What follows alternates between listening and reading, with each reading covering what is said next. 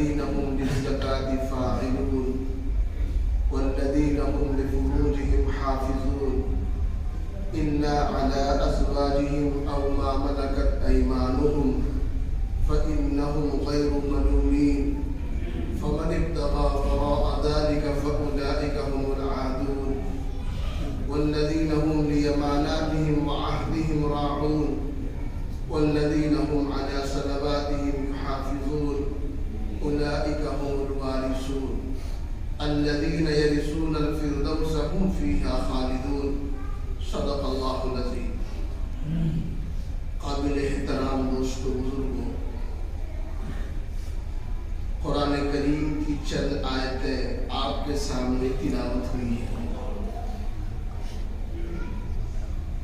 آج ہمارا ماحول اور معاشرہ گندا ہو چکا ہے، طرح طرح کی خرابیاں، طرح طرح کی بدعمالیاں ہمارے معاشرے میں پھیل گئی، جس کی وجہ سے معاشرہ بدبودار اور گندا ہو چکا ہے۔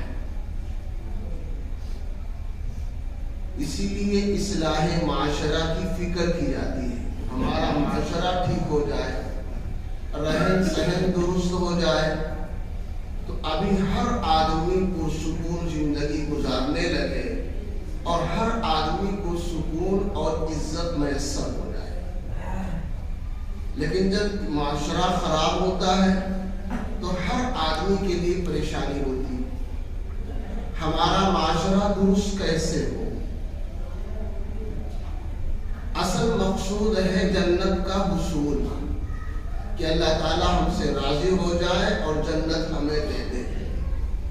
جو آیت کریمہ میں نے پڑھی ہے اس میں اللہ تعالیٰ نے وعدہ فرمایا ہے کہ 6 عمل ہے کرنے والے، اگر کوئی مسلمان بندہ ان اعمال کو انجام دے تو اللہ تعالیٰ اس کو جنت الفردوس کا وارث بنا دے گا، جنت الفردوس میں اللہ اس کو داخلہ عنایت فرما دے گا۔ وہ 6 اعمال کیا ہیں؟ قد افلح المؤمنون الذین هم فی صلاتهم خاشعون۔ اللہ تعالیٰ نے وعدہ فرمایا کہ صاحب وہی مسلمان کامیاب ہے جو اپنی نماز میں خشوع اور خضوع اختیار کرتا ہو، نماز میں خدا کا دھیان رکھتا ہو، پوری توجہ نماز میں عبادت میں اللہ کی طرف ہو۔ آج ہماری نمازوں کا حال یہ ہے، حدیث پاک میں ہے کہ جب مؤذن اذان دیتا ہے اذا نودیت الصلاۃ ادبر الشیطان وله زرات، جہاں تک اذان کی آواز پہنچتی ہے وہاں تک شیطان ریح خارج کرتا ہوا دور بھاگ جاتا ہے، اور جب اذان مکمل ہوتی ہے دوبارہ شیطان پھر آ جاتا ہے۔ اسی طرح جب اقامت ہوتی ہے تو جہاں تک اقامت کی آواز پہنچتی ہے یہ شیطان وہاں تک دور بھاگ جاتا ہے، اور جب اقامت ختم ہوتی ہے تو یہ شیطان انسان کے دل دماغ میں آ کر اور اس کے اندر وسوسے ڈالتا ہے اور کہتا ہے اذکر قضا اذکر قضا اذکر قضا، فلاں چیز یاد کرو فلاں چیز یاد کرو۔ نیت باندھ کر انسان تو کھڑا ہے مسجد میں امام کے پیچھے خدا کے سامنے، لیکن اس کے دماغ میں دکان ابھی ہے، اس کے دماغ میں کاروبار ہے، اس کے دماغ میں کھیت کھلیان ہے، اس کے دماغ میں ابھی دنیا موجود ہے۔ اسی صاحب سوچ میں فکر میں پوری نماز مکمل ہو جاتی، حتی لا یدری اصلاۃ صلی ام اربعہ، اس کو پتہ بھی نہیں چلتا میری 3 رکعت ہوئی کہ 4 رکعت ہوئی۔ تو اللہ تعالیٰ کو جو نماز مطلوب ہے وہ خشوع خضوع والی نماز ہو۔ جب ہم اللہ اکبر کہہ کر کے نیت باندھیں تو دنیا اور دنیا کی تمام چیزوں کو صاحب ذہن سے نکال دے، دماغ سے ہٹا دے، خالص ایک اللہ کی طرف متوجہ ہو کر اور ہم نماز پڑھیں۔ حضرات صحابہ کی زندگیاں پڑھی، اگر ان کے پیر میں جسم میں کہیں زخم آ جاتا، مرہم پٹی کی حالت پڑتی، کوئی تیر لگ جاتا، کوئی نیزہ گڑ جاتا، تو جب وہ نماز کی حالت میں ہوتے تھے تو صاحب جراح اور مرہم پٹی کرنے والا، دوا دارو کرنے والا اس نیزے کو، تیر کو، دیگر زخم کو علاج کرنے والا یہ تمام چیزوں کو نکال کر صاف کر کے اس مرہم اور زخم پر مرہم اور پٹی کرتے تھے۔ انہیں پتہ بھی نہیں چلتا تھا کہ ہمارے ساتھ نماز میں کیا ہوا، ہمارا نیزہ کب نکال لیا گیا، ہمارا تیر کب کھینچ لیا گیا، ہمارے زخم پر مرہم پٹی کب کر دی گئی۔ وہ اتنا زیادہ خدا کی طرف متوجہ ہوتے تھے۔ اور صاحب آج ہمیں ایک مچھر بیٹھ جائے، مکھی بیٹھ جائے تو ہمارا ہاتھ وہاں ضرور پہنچے گا۔ تو نماز میں خشوع خضوع اختیار کی جائے، جو نماز کی آداب ہے، جو نماز کا طریقہ ہے، ہم مکمل آداب اور طریقے سے اور پورے خشوع خضوع کے ساتھ جب عبادت کریں گے، اس نماز پر اللہ تعالیٰ نے فرمایا قد افلح المؤمنون، وہ مسلمان کامیاب ہیں جو اپنی نمازوں میں خشوع اختیار کرتے ہیں۔ دوسرا عمل بتایا الذين هم في صلاتهم خاشعون والذين هم عن اللغو معرضون۔ دوسرا عمل وہ مسلمان کامیاب ہے جو لایانی اور بیکار باتوں سے بچتا ہو۔ لایانی اور بیکار بات نہ اس کا دنیا میں کوئی فائدہ، نہ آخرت میں کوئی فائدہ، بلکہ اخلاق کو تباہ کرنے والا، عادات کو بگاڑنے والا، معاشرے کو خراب کرنے والا ایسا عمل یہ مسلمان کی شاید شان نہیں۔ ہمیں اس سے پرہیز کرنا ہے، ہمیں اس سے دور رکھنا ہے۔ آج کے اس ماحول میں موبائل ایک ناسور ہے، بہت بڑا فتنہ ہے۔ اللہ کے نبی صلی اللہ علیہ وسلم نے ایک مرتبہ ارشاد فرمایا ایک زمانہ ایسا آئے گا کہ لوگ بہت زیادہ بگڑ جائیں گے، ان کے اوپر خسف کا عذاب آ جائے گا، زمین میں دھسنے کا اور چہرے کا بگڑ جانے کا عذاب آئے گا۔ خسف اور مسخ کا عذاب آئے گا، چہرہ بگاڑ دیا جائے گا اور وہ انسان زلزلہ آئے گا، زمین دھسے گی، اس کے اندر سما جائے گا۔ حضرات صحابہ نے پوچھا اے اللہ کے نبی، کیا وہ لوگ نماز نہیں پڑھیں گے؟ کیا وہ لوگ روزہ نہیں رکھیں گے؟ کیا وہ لوگ حج نہیں کریں گے؟ کیا وہ لوگ دیگر اعمال خیر نہیں کریں گے؟ اللہ کے نبی صلی اللہ علیہ وسلم نے فرمایا کریں گے، وہ نماز بھی پڑھیں گے، روزہ بھی رکھیں گے، دیگر اعمال خیر بھی کریں گے، لیکن ناچ گانے کے ایسے شوقین ہو جائیں گے، سوتے سوتے آخری عمل ان کا ناچ گانا ہوگا، اور صاحب صبح ہوتے ہی پہلا عمل پھر ناچ گانا شروع ہو جائے گا۔ اس حدیث کی روشنی میں جب ہم غور کرتے ہیں دوستو، یہ بات کھل کر کے سامنے آتی ہے کہ یہ موبائل وہ ذریعہ ہے جو ہمارے اخلاق کو، ہمارے عادات کو، ہمارے تمام اچھے معاملات کو، ان سب کو برباد کرنے والا یہ موبائل آ گیا۔ آج انسان کا آخری عمل گانا بجانا سنتے سناتے، فحش تصویریں دیکھتے دکھاتے، عریاں تصویریں دیکھتے دکھاتے، یہ آخری عمل سونے کا کرتا ہے، اور سو کر جہاں اٹھا تھا بے چین ہو کر پھر سب سے پہلے موبائل چلانا شروع کر دیتا ہے۔ اللہ کے نبی علیہ السلام نے فرمایا کہ مسلمان کی شاید شان نہیں کہ ہم لایانی اور بیکار باتوں میں اپنے وقت کو ضائع کریں۔ یہ ہمارا آپ کا وقت سونے اور چاندی سے زیادہ قیمتی ہے، دنیا کی ہر نعمت سے زیادہ قیمتی ہمارے اور آپ کے پاس وقت ہے۔ ایک جنتی جنت میں جانے کے بعد اس کو کسی چیز کا رنج اور غم نہیں ہوگا۔ قرآن کریم شہادت دے رہا ہے الا ان اولیاء اللہ لا خوف علیہم ولا هم یحزنون، سنو جو اللہ کے دوست ہیں، ولی ہیں، ان کے اوپر کوئی رنج اور غم نہیں ہوگا، وہ بہت خوش خرم ہوں گے جنت کے اندر۔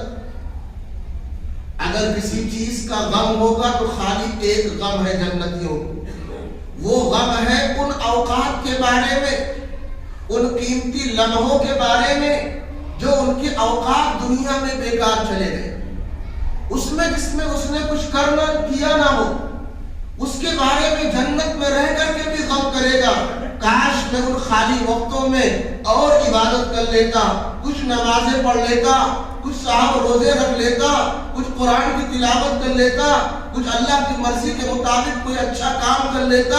کاش اگر میں ان اوقات کو قیمتی بنا لیتا تو آج میرا رتبہ مقام کچھ اور ہوتا. اسی لیے قرآن کریم نے کہا, اللہ تعالیٰ نے جن ایمان والوں سے جنت الفردوس کا وعدہ کیا ہے, نمبر 1 وہ لوگ ہیں جو اپنی نمازوں میں خشوع اور خضوع اختیار کرتے ہیں. نمبر 2 وہ لوگ ہیں جو بیکار اور لایانی باتوں سے پرہیز کرتے ہیں.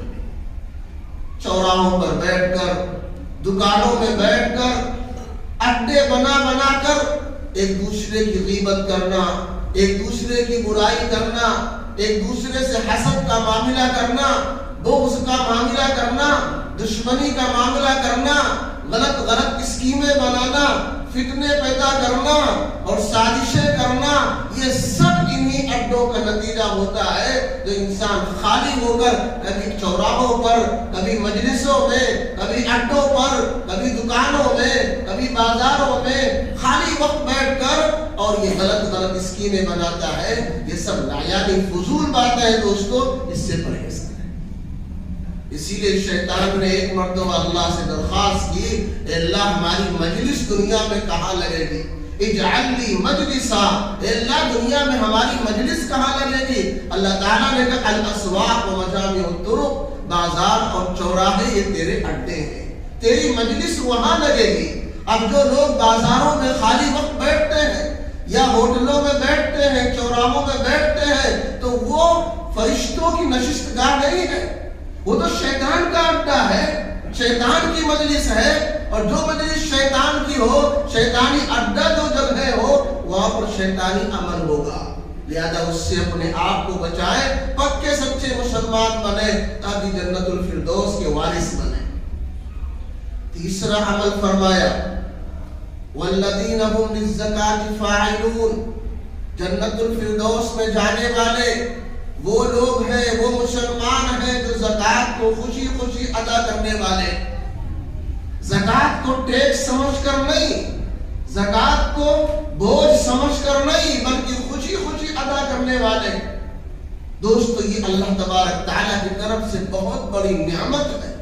اس نعمت کی قدردانی یہ ہے کہ ہم اللہ نے جو دیا ہے سال بھر کھائیں, سال بھر کمائیں, سال بھر خرچ کریں, گھر مکان دکان سارے کاموں میں خرچ کرنے کے بعد اگر آپ کے پاس بیلنس ہے اور وہ بیلنس آپ کا نصاب تک کے پہنچتا ہے, 7.5 تولہ سونا, 52 تولہ چاندی یہاں تک کے پہنچتا ہے, اگر آپ کے پاس بچا ہوا مال تو آپ کے اوپر سے 2.5% زکات. سال بھر جو آپ نے کمایا کھا لیا کوئی مطلب نہیں, جو کمایا آپ نے صاحب خرچ کر لیا کوئی مطلب نہیں, جو کمایا گھر مکان دکان بنا لیا کوئی مطلب نہیں. جو آپ کے پاس بیلنس ہے, بچا ہوا مال ہے, کاروبار کا مال ہو, سونا ہو, چاندی ہو, نقد ہو, جو بچا ہوا اس کے اندر اللہ تبارک تعالیٰ کے لیے 2.5% سال میں ایک دفعہ زکات.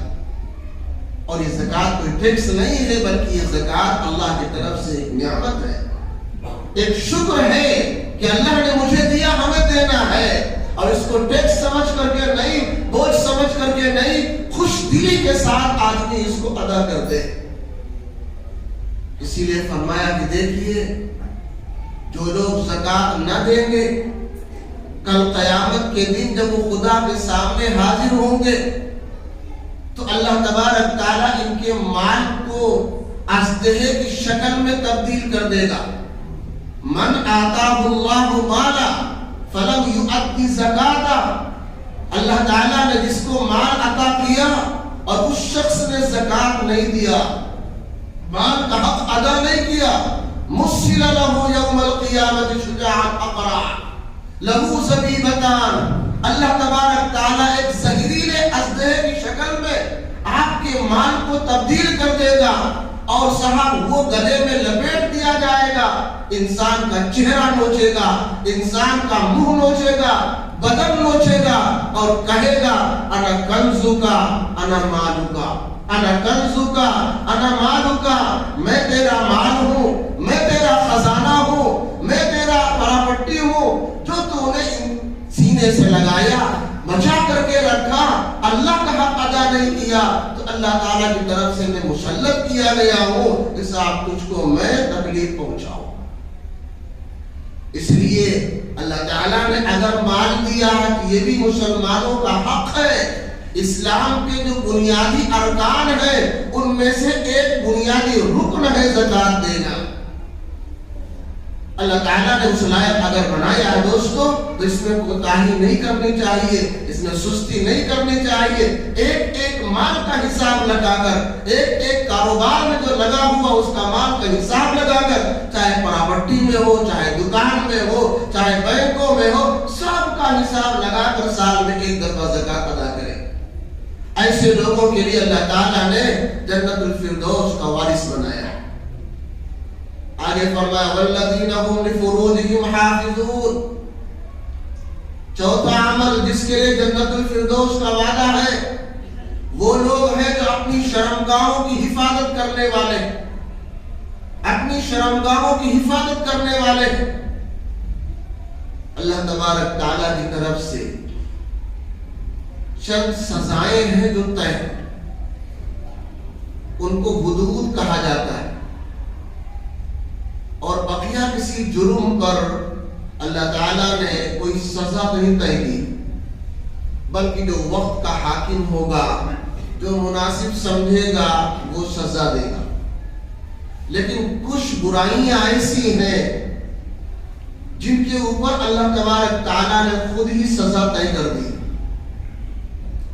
چوری کرنا, اس کے اوپر اللہ نے سزا طے کی کہ اگر کسی شخص نے کسی کا مال چورا لیا اور وہ مال 10 درہم کے برابر ہے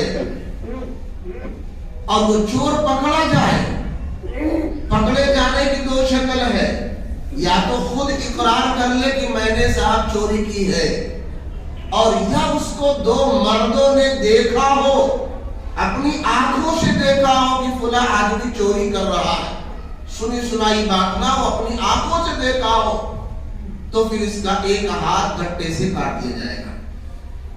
یہ قرآن کا بیان ہے, یہ قرآن کا فرمان ہے. اسی طرح زنا کے اوپر بھی ہے کہ اگر کسی آدمی نے زنا کر لیا اور 4 آدمیوں نے گواہی دی کہ فلاں آدمی نے زنا کیا ہے, اور وہ گواہی اس طرح سے کہ بالکل زنا کرتے ہوئے دیکھا ہے, یعنی ایک کی شرمگاہ دوسرے کی شرمگاہ میں داخل ہوتے ہوئے دیکھا ہے, تو کہہ سکتا.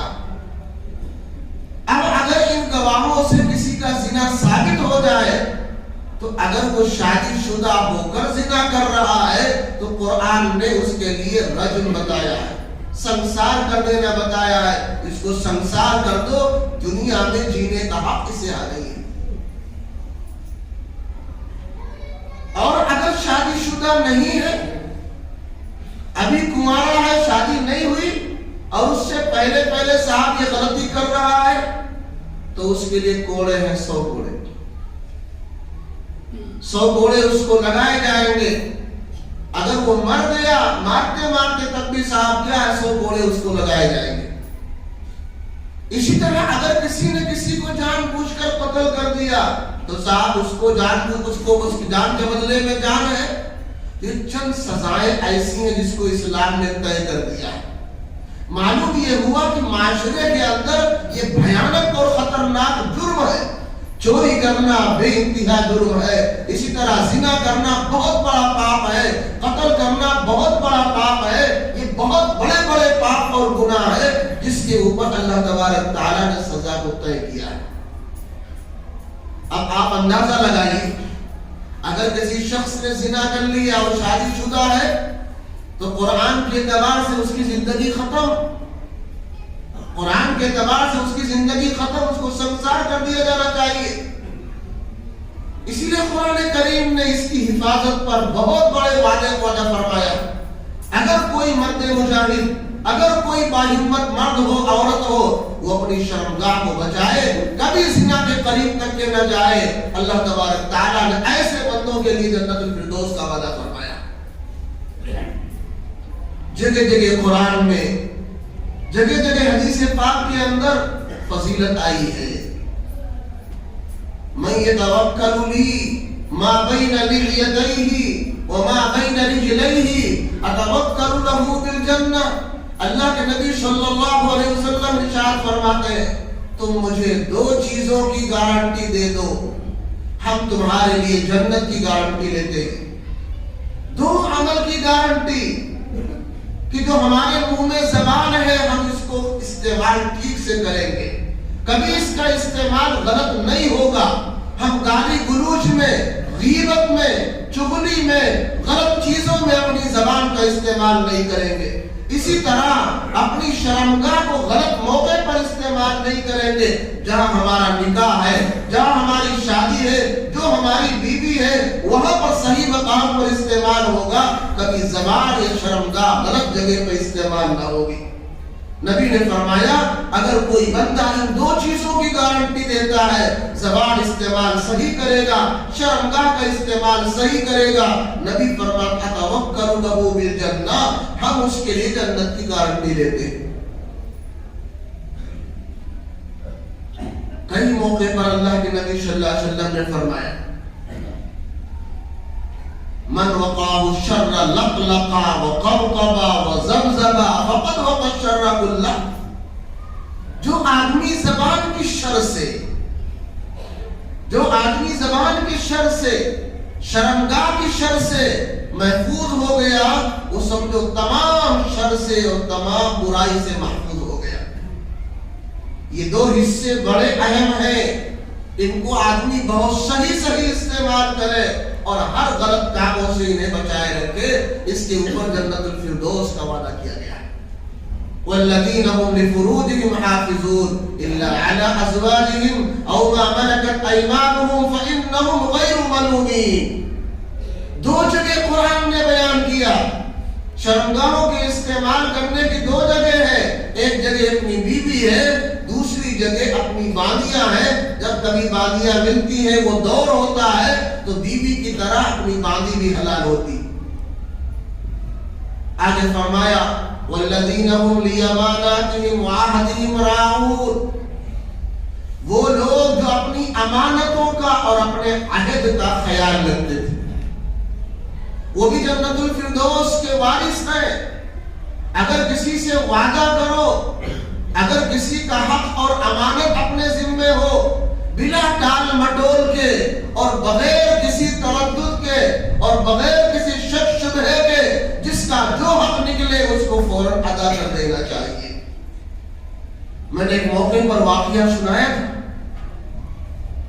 کہ ایک شخص کے کچھ حق اللہ کے نبی صلی اللہ علیہ وسلم، ایک شخص کے اوپر اللہ کے نبی صلی اللہ علیہ وسلم کا کچھ حق تھا، کچھ پیسے تھے۔ اس آدمی نے کہا اے اللہ کے نبی آپ تشریف رکھ کر ٹھہرے اور ہم آپ کا حق لا کر کے آپ کو دے رہے ہیں۔ وہ آدمی اللہ کے نبی صلی اللہ علیہ وسلم کو ایک جگہ کھڑا کر کے چلا گیا۔ اللہ کے نبی صلی اللہ علیہ وسلم وہاں کھڑے ہیں، تشریف فرما ہے، اور وہ آدمی جا کر کے اللہ جانے بھول گیا یا جان بوجھ کر اس نے صاحب اس طرح حرکت کی، جانے کے بعد دوپہر کا لگ بھگ یہ واقعہ ہے، شام تک نہیں آیا، نبی وہی انتظار کر رہے ہیں، پھر صبح تک نہیں آیا، نبی انتظار فرما رہے ہیں، پھر اگلے شام تک نہیں آیا، نبی انتظار کر رہے ہیں، پھر صاحب صبح تک نہیں آیا، نبی انتظار کر رہے ہیں۔ اسی طرح انتظار کرتے کرتے 3 دن گزر گیا۔ اس کے بعد اس کو یاد آیا ارے میں نبی کو وہاں کھڑا کر کے آیا تھا، جلدی جلدی دوڑ کر بھاگ کر کے آیا، دیکھا جہاں پر نبی علیہ السلام سے وعدہ کر کے گیا تھا وہیں پر اللہ کے نبی صلی اللہ علیہ وسلم موجود ہے۔ آنے کے بعد اللہ کے نبی صلی اللہ علیہ وسلم نے کچھ نہیں کہا، اتنا کہا تو نے مجھے بہت پریشان کیا، تو نے مجھے بہت پریشان کیا، اگر آج کا دور ہوتا تو آدمی مرڈر کر دے، آدمی نہ جانے کیا کس حد سے گزر جائے، لیکن آپ رحمت للعالمین ہیں، آپ نے اتنا فرمایا کہ صاحب تو نے مجھے بہت پریشان کیا اور اس کے آگے آپ نے کچھ نہیں کہا۔ یہ ہے اپنے وعدے کا صاحب پاس و لحاظ۔ اگر کسی کو زبان دو، اگر کسی سے کوئی وعدہ کرو تو حتی امکان اس کو پوری کرنے کی کوشش کرو۔ میں نے وعدہ کر رکھا ہے، میں نے کسی کو زبان دے رکھی ہے، حتی امکان اس کو پورا کرنے کی کوشش کرو، کیونکہ وعدہ خلافی یہ ایمان کی شاعر شان نہیں ہے، یہ اسلام کی شاعر شان نہیں ہے۔ یہ وعدہ کے مطابق عمل کرنا یہ اسلام کی تعلیم ہے، یہ ایمان کی تعلیم ہے۔ والذین هم لأماناتهم وعهدهم راعون، وہ لوگ جو اپنی امانتوں کا خیال رکھتے ہیں اور اپنے وعدے کا اور عہد کا خیال رکھتے ہیں، وہ صاحب جنت الفردوس کے کیا ہے؟ وارث ہیں۔ اللہ کے نبی صلی اللہ علیہ وسلم نے ایک موقع پر فرمایا، وعدہ خلافی کرنا، جھوٹ بولنا، گالی بکنا، حقوق کو ادا نہ کرنا بلکہ خیانت کرنا، یہ نفاق کی علامت ہے۔ اربع من کن فیہ کان منافقا خالصا، 4 بری عادتیں جس کے اندر پیدا ہو جائیں وہ پکا منافق ہے۔ اربع من کن فیہ کان منافقا خالصا، 4 برائیاں جس کے اندر پیدا ہو جائیں وہ پکا منافق ہے۔ ومن كانت فيه واحدة منهن كانت فيه واحدة من النفاق حتى يدعها، اور اگر 4 نہ ہو بلکہ کسی کے اندر 2 برائی ہو، 1 برائی ہو، 3 برائی ہو، 4 نہیں ہے بلکہ 2 ہے، 4 نہیں بلکہ 1 ہے، 4 نہیں بلکہ 3 ہے، تو نفاق کا اتنا درجہ اس کے اندر موجود ہے۔ اگر کسی شخص کے اندر 4 برائیاں موجود ہیں پکا منافق، لیکن کسی کے اندر 4 نہیں ہے بلکہ ان 4 برائیوں میں سے 3 اس کے اندر ہے، ان 4 برائیوں میں سے 2 اس کے اندر ہے، ان 4 برائیوں میں سے 1 اس کے اندر ہے، تو نفاق کا اتنا درجہ اس کے اندر موجود ہے۔ وہ 4 برائیاں کیا ہیں؟ اذا حدث کذب، اذا عاہد غدر، اذا خاصم فجر۔ صاحب جب کسی سے وعدہ کرتا ہے تو وعدہ خلافی کرنے لگتا ہے، جب بات چیت کرتا ہے تو جھوٹ بولتا ہے، جب کسی سے گفتگو کرتا ہے بات بات میں گالی بکنے لگتا ہے، لڑائی جھگڑا کرنے لگتا ہے۔ وہ اذا وعد اخلف، وعدہ کرتا ہے تو وعدہ خلافی کرنے لگتا ہے۔ یہ خصلتیں ہیں، یہ برائیاں ہیں، جس کے اندر یہ برائیاں موجود ہو وہ پکا منافق ہے۔ اور کب تک یہ منافق رہے گا؟ جب تک ان برائیوں کو چھوڑے گا نہیں۔ اگر ان برائیوں کو چھوڑ دے گا پکا مسلمان بن جائے گا، سچا مسلمان بن جائے گا، جنت الفردوس کا وارث بن جائے گا۔ اور اگر ان برائیوں کو اپنائے رہے گا، اپنی زندگی میں عمل میں داخل کرے گا، صاحب وہ منافق رہے گا۔ 2 طرح کے منافق ہوتے ہیں نبی کے زمانے میں، 2 طرح کے منافق۔ ایک تو وہ منافق جو اندر دل کے اندر کفر کو چھپاتے تھے، جب مسلمانوں کے پاس آئے تو اپنے آپ کو مسلمان بتائیں، اور جب یہاں سے غیروں کے پاس جائیں تو صاحب اپنے آپ کو کافر سکھائیں۔ ہم تو کافر ہیں، تمہاری طرح ہیں، ہم تو مسلمانوں کے پاس جاتے ہیں مذاق کے طور پر، ان کے مذاق کے طور پر جاتے ہیں، ہم سچے مسلمان نہیں۔ یہ سب سے خطرناک منافق ہے، یہ مسلمان نہیں، یہ منافق ہے، اور اس کا درجہ کافر سے بھی بدتر ہے۔ قرآن نے کہا ان المنافقین فی الدرک الاسفل من النار، یہ منافق جہنم کے سب سے نچلے طبقے کے اندر رہیں گے، کیونکہ انہوں نے دھوکہ دیا۔ یخادعون اللہ والذین آمنوا، یہ اپنے گمان میں، اپنے دل دماغ کے اعتبار سے اللہ کو دھوکہ دے رہے ہیں، رسول اللہ کو دھوکہ دے رہے ہیں، اہل ایمان کو دھوکہ دے رہے ہیں، لیکن دوستو سچ یہ ہے وما یخدعون الا انفسهم وما یشعرون، نہ اللہ کو دھوکہ دے رہے ہیں، نہ اللہ کے نبی کو دھوکہ دے رہے ہیں، نہ اہل ایمان کو دھوکہ دے رہے ہیں، بلکہ اپنے آپ کو دھوکے میں ڈال رہے ہیں۔ سمجھتے نہیں، اس بات کو نہیں سمجھتے، یہ تو یوں سمجھتے ہیں کہ صاحب میں نے اللہ کو دھوکہ دے دیا۔ مسلمان کے پاس پہنچ کر اسلام کا اظہار کر رہے ہیں، کافروں کے پاس جا کر اپنے کفر کا اظہار کر رہے ہیں۔ یہ پکے منافق ہیں، اعتقاد کے اعتبار سے منافق ہے، ان کی بخشش نہیں ہے، یہ تو صاحب جہنم کے سب سے نچلے طبقے کے اندر رہیں گے۔ لیکن جو میں نے ذکر کیا وہ اعمال کے اعتبار سے منافق ہے، پکے مسلمان ہیں، مسلمان ہے مگر عمل کے اعتبار سے کمزور ہے، ان کے اندر وعدہ خلافی کا عمل پیدا ہو گیا، وہ جھوٹ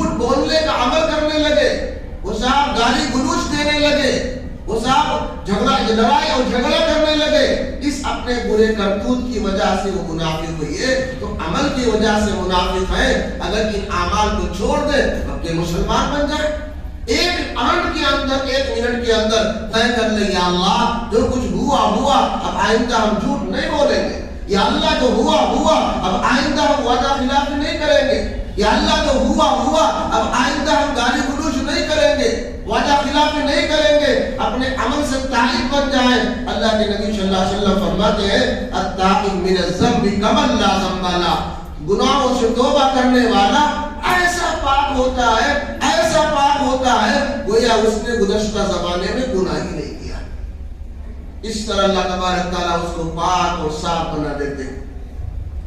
والذین هم لأماناتهم وعهدهم راعون والذین هم علی صلواتهم یحافظون۔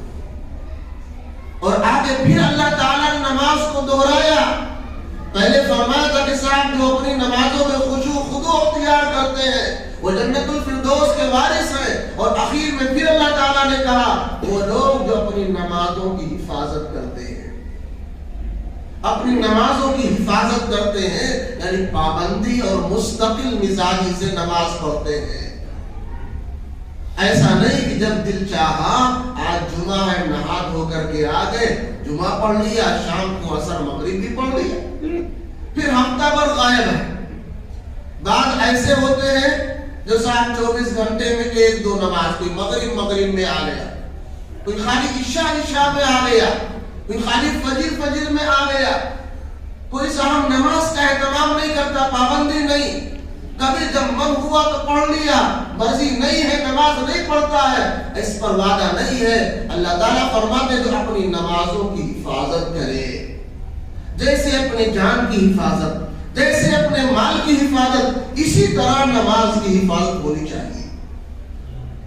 حافظوا علی الصلوات والصلاة الوسطى وقوموا للہ قانتین۔ جگہ جگہ قرآن نے اس بات کو بیان فرمایا، حافظوا، اہتمام کرو، پابندی کرو، حفاظت کرو اپنی نمازوں کو، اور خاص طور سے بیچ والی نماز کی پابندی کرو۔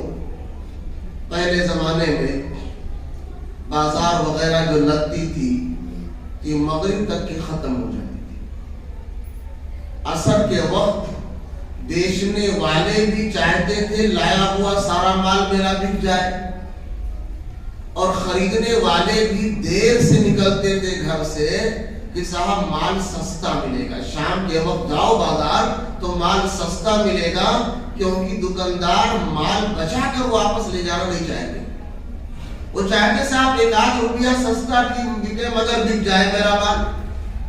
تو اس ٹائم کا لحاظ کر کے عصر کا وقت بہت مشغول وقت مانا جاتا تھا، بیچنے والا چاہتا تھا جلدی سے جلدی میرا سارا مال بک جائے، خریدار یہ چاہتا تھا کہ صاحب شام کا وقت ہے، دن کا آخری حصہ ہے، چلو اس وقت سستا ملے گا اور خرید لے۔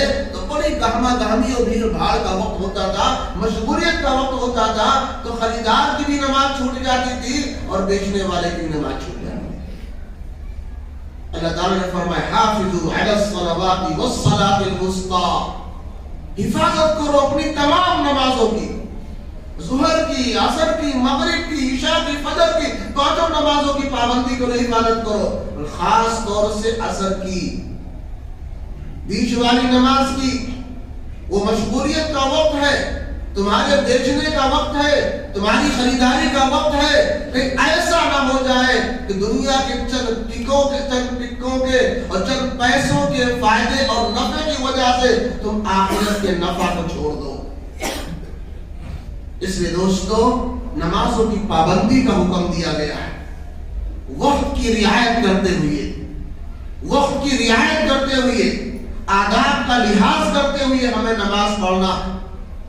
اگر کبھی چھوٹ جائے تو ہم قضا کر کے نہیں کہ صاحب جب مغرب کا وقت ہوگا تب کر لیں گے، ظہر کو عصر میں، عصر کو مغرب میں، مغرب کو عشاء میں، یوں قضا کر کے انسان پڑھے نہیں۔ اول کوشش یہ ہونی چاہیے کہ ہم نماز جماعت کے ساتھ مسجد میں آ کر پڑھیں۔ مسجد میں آ کر نماز پڑھنا واجب ہے، یہ ضروری امر ہے، جماعت کے ساتھ نماز پڑھنا ضروری ہے۔ آپ یاد کرو ہمارے آقا صلی اللہ علیہ وسلم نے کیا فرمایا. کچھ لوگ جماعت سے پیچھے رہ جاتے تھے, جماعت ان کی چھوٹ جاتی تھی.